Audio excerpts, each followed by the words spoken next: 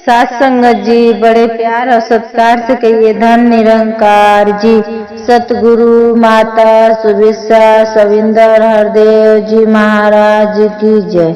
सात संगत जी दासी एक छोटा सा विचार बोलने जा रही है, आप लोग के चरणों में विचार पूरा देखिएगा। सात संगत जी विचार अच्छा लगेगा तो लाइक और सब्सक्राइब कर देना। सात संगत जी बाबा जी एक बार अपने सेवा दल महात्मा के संगे अपने गाड़ी से जा रहे थे। सड़क कच्ची थी। सात संगत जी जब भी बाबा जी जा रहे थे तो जाते जाते एक कच्ची रोड पे अजगर पड़ा हुआ था। सात संगत जी अजगर को चोट लगा हुआ था, वो चल नहीं पा रहा था। चींटियां उसको नोच नोच के खा रही थी। वो अजगर जो था बहुत तड़प रहा था। सेवा दल के महात्मा जी गाड़ी रोक दिए। बाबा जी गाड़ी में से बाहर उतरे। बाबा जी ने अजगर को देख रहे हैं, अजगर बाबा जी को देख रहे, दोनों एक दूसरे को देख रहे थे। अजगर के तरफ सभी सेवा दल भी देख रहे थे। अजगर बहुत तड़प रहा था। सेवा दल महात्मा जी बाबा जी से पूछ रहे थे कि ये बाबा जी ये क्यों इतना तड़प रहा है, छपटिया रहा है। बाबा जी ने बोले कि इसके कर्मों का सजा इसको है। अगले जन्म में ये तांत्रिक था, लोगों को झूठ मूठ बोल के उनका पैसा लेता था पर उनको भला नहीं करता था, तकलीफ में जो थे।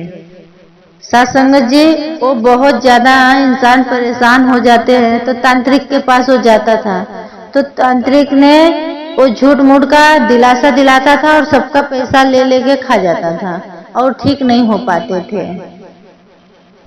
कितने लोग का भी वो पैसा ले लेके खा लेता था और ठीक नहीं हो पाते थे, सब लोग परेशान थे और वो सबको ठगते रहता था। तो तांत्रिक ने बहुत खुश रहता था कि चलो हमारी तो कमाई हो रही है, हम बहुत सारे पैसा कमाई कर ले रहे, लेकिन इंसान दुखी ही रहता था। आज वो वही कर्मों का सजा भोग रहा है। अजगर के रूप में वो बन गया है अजगर और तड़प रहा है। इसके लिए कहा जाता है सात संगत जी जैसा कर्म करोगे वो कर्म के अनुसार से फल मिलता ही है। वो तड़पाया है, सबको दुखी किया है, इसके लिए उसको ये सजा मिला है, अजगर के रूप में वो तड़प रहा है। सेवा दल के महात्मा जी बोलने लगे बाबा जी से कि बाबा जी अभी इसको क्या करना पड़ेगा, इसको क्या करोगे आप। बाबा जी सेवा दल महात्मा जी से बोलने लगे कि अभी हमारे सामने पड़ गया है, सामने आ गया है, तभी तो इसका उद्धार करना ही पड़ेगा। और जो गुरु के शरण में आ जाता है वो कितना भी पाप किया रहे और उसका उद्धार तो हो जाता है। और बाबा जी का यही कहने का भाव था। बाबा जी ने वो अजगर को बोले कि आप जाओ, अभी आपका मुक्ति हो जाएगा। फिर थोड़ा टाइम के बाद अजगर ने वहीं पे शरीर अपना त्याग कर दिया।